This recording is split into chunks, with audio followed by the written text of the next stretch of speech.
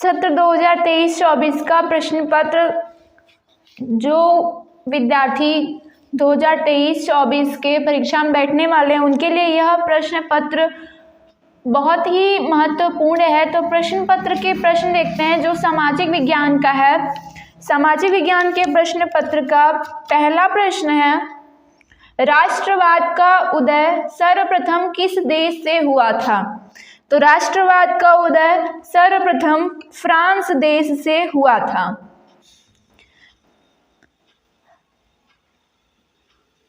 अब देखते हैं दूसरा प्रश्न, ड्यूक मैटरनिख ने सामाजिक व्यवस्था का सबसे खतरनाक दुश्मन किसको माना?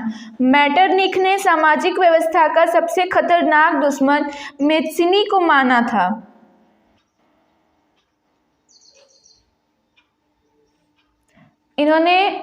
मैटरनिख ने अपना सामाजिक व्यवस्था का सबसे बड़ा दुश्मन मेस्सीनी को माना था। सूती कपड़ा मिल की रूपरेखा किसने बनाई थी? तो इसका ऑप्शन है रिचर्ड आर्कराइट। रिचर्ड आर्कराइट ने सूती कपड़ा मिल की रूपरेखा रखी थी।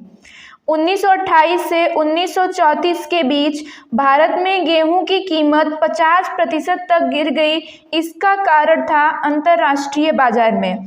1928 से 1934 के बीच भारत में गेहूं की कीमत 50% तक गिर गई थी।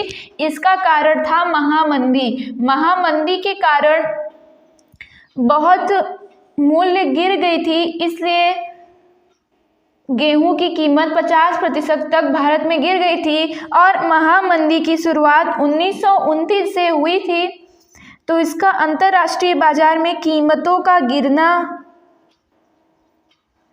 क्योंकि इसका कारण था गेहूं की कीमत गिर गई थी, कीमतों का गिरना ही सबसे बड़ा कारण था, क्योंकि यह आर्थिक महामंदी के कारण था। अगला प्रश्न देखते हैं। अगला प्रश्न है, 1448 ईस्वी में गुटेनबर्ग ने कौन सी पहली पुस्तक छापी? 1448 ईस्वी में गुटेनबर्ग ने प्रसिद्ध पुस्तक बाइबिल छापी। गुटेनबर्ग जर्मन के थे, एक आविष्कारक और एक प्रकाशक के रूप में वो प्रसिद्ध थे और उन्होंने 1448 ईस्वी में अपनी प्रसिद्ध पुस्तक बाइबिल की रचना की या पहली पुस्तक छापी। प्रकाशक थे। बेल्जियम में सामुदायिक सरकार का चुनाव कौन करता है? बेल्जियम में सामुदायिक सरकार का चुनाव एक ही भाषा बोलने वाले लोग करते हैं। तो इसका ऑप्शन नंबर ए सही हो जाएगा। अगला प्रश्न देखते हैं, निम्नलिखित में से कौन सा लक्षण संघीय सरकार से संबंधित नहीं है? तो यहाँ पे लिखित संविधान जो है संघीय सरकार से इसका संबंध नहीं है। तो अगला प्रश्न, निम्नलिखित में से लैंगिक असमानता को बढ़ावा देने का कारण नहीं है। लैंगिक असमानता मतलब स्त्री और पुरुष में विभेद। श्रम का लैंगिक विभाजन लैंगिक असमानता को बढ़ावा देने का कारण है, क्योंकि श्रम के आधार पे पुरुषों को अधिक श्रम दिया जाता है महिलाओं की अपेक्षा, इसलिए यह कारण है। अगला देखते हैं, जैविक बनावट लैंगिक असमानता का कारण नहीं है यहाँ पे। अगला देखते हैं, समाज का पितृप्रधान होना लैंगिक असमानता को बढ़ावा देने का एक सबसे बड़ा कारण है, क्योंकि सभी अपने पितृप्रधान समाज को महत्व देते हैं, इसलिए महिलाओं को लैंगिक असमानता में ही रखा जाता है। उनके साथ पुरुषों के समान व्यवहार नहीं किया जाता। तो समाज का पितृप्रधान होना भी लैंगिक असमानता को बढ़ावा देने का कारण है। महिलाओं में साक्षरता दर की कमी महिलाएं साक्षर नहीं हैं, इसलिए वो लैंगिक असमानता के खिलाफ अपनी आवाज़ नहीं उठा रही हैं, इसलिए यह भी एक कारण है। तो यहाँ पे ऑप्शन नंबर ब सही हो जाएगा, क्योंकि इसमें प्रश्न का है लैंगिक समानता को बढ़ावा देने का कारण नहीं है, तो जैविक बनावट। अगला प्रश्न है, सांप्रदायिकता की समस्या प्रारंभ होती है जब। सांप्रदायिकता मतलब विभेद की समस्या प्रारंभ होती है जब कुछ ही धर्मों को प्रधानता दी जाए, धर्म या जाति विशेष को प्रधानता दी जाए, तभी सांप्रदायिकता की समस्या का प्रारंभ होता है। अगला प्रश्न देखते हैं, निम्नलिखित में संघ सूची का विषय नहीं है। संघ सूची का विषय शिक्षा, यहाँ पे शिक्षा संघ सूची का विषय नहीं है, और प्रतिरक्षा, मुद्रा, विदेशी मामले,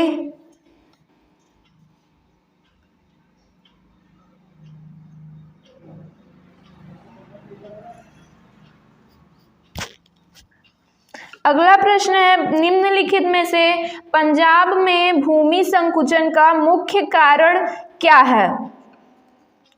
तो निम्नलिखित में भूमि संकुचन, पंजाब में अधिक सिंचाई के कारण भूमि संकुचन होता है, तो यहाँ पे अधिक सिंचाई ऑप्शन सही हो जाएगा।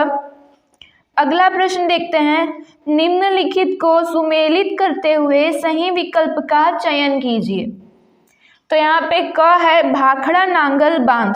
भाखड़ा नांगल बांध सतलुज नदी में के ऊपर बनाया गया है। सतलुज नदी जो पंजाब में है, तो मतलब भाखड़ा नांगल बांध का सतलुज नदी, इसका क। फिर अगला है हीराकुंड। हीराकुंड बांध महानदी पर बनाया गया है, और हीराकुंड बांध उड़ीसा में स्थित है।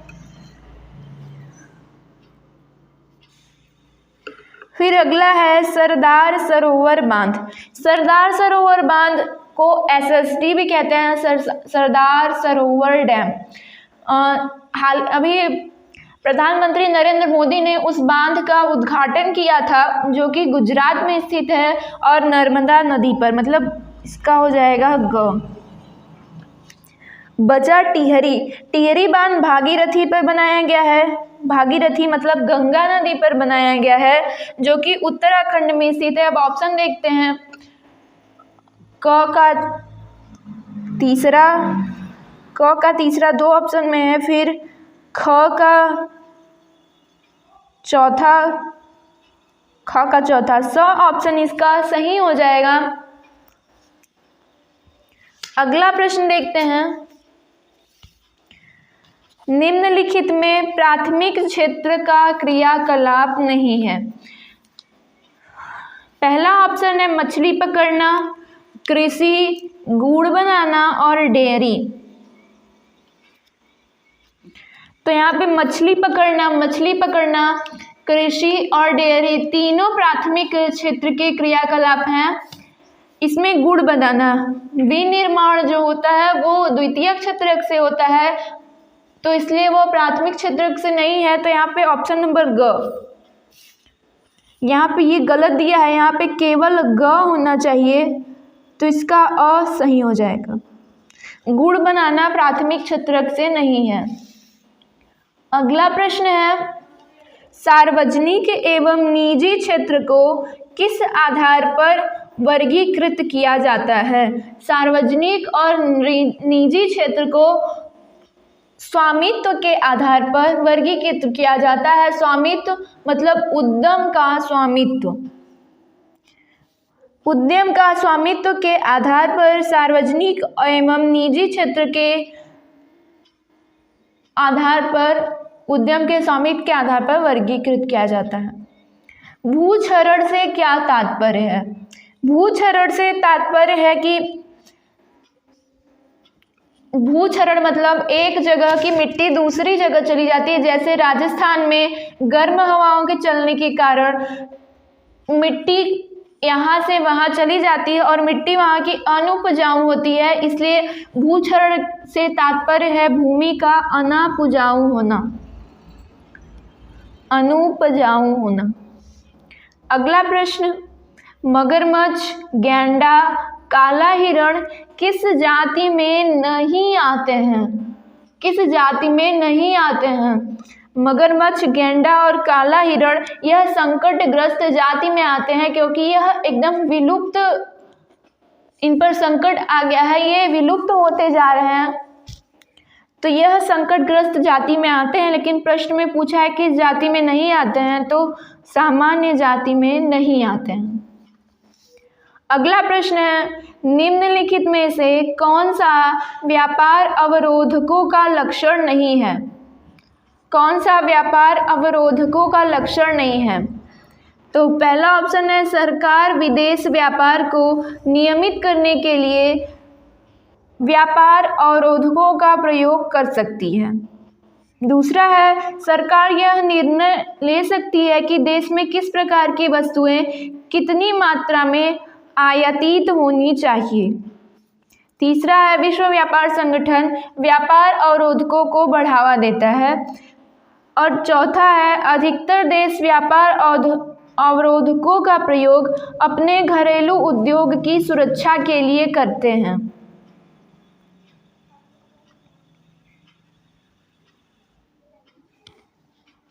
तो यहाँ पे सरकार यह निर्णय ले सकती है कि किसी देश में किस प्रकार की वस्तुएं कितनी मात्रा में आयातित होनी चाहिए, यह व्यापार अवरोधक का लक्षण नहीं है। तो यहाँ पे ऑप्शन नंबर ब सही हो जाएगा।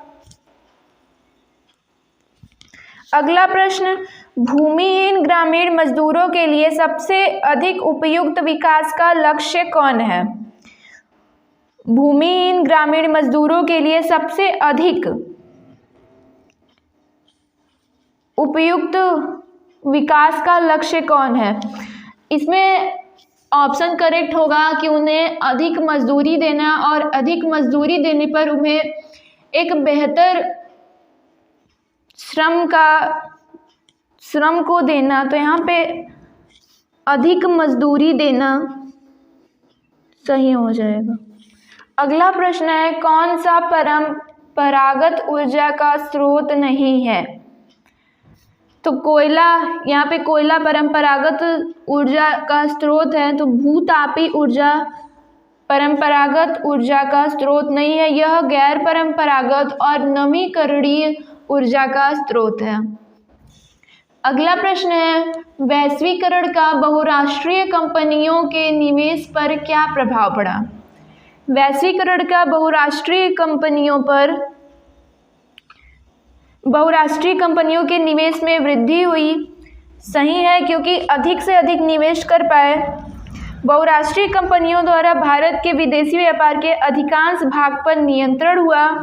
बहुराष्ट्रीय कंपनियों के आगमन से लोगों की आर्थिक स्थिति सुदृढ़ हुई। उपरोक्त सभी, तो यहाँ से उपरोक्त सभी ऑप्शन सही हो जाएगा, क्योंकि बहुराष्ट्रीय कंपनियों के आने से निवेश में वृद्धि हुई और उनके आने से लोगों की आर्थिक स्थिति सुदृढ़ हुई और भारत के विदेशी व्यापार के अधिकांश भाग पर नियंत्रण हुआ।